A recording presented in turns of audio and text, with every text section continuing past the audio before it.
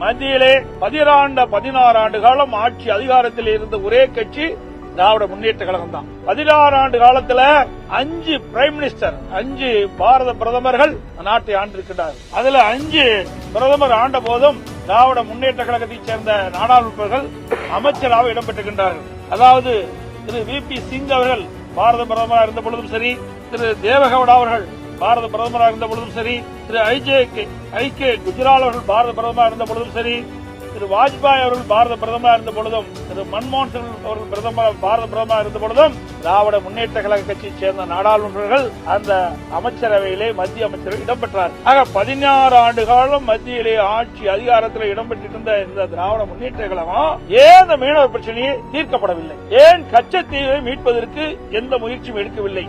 அதைத்தான் நாங்கள் சட்டமன்றத்திலே நான் கேள்வி எழுப்பினேன்.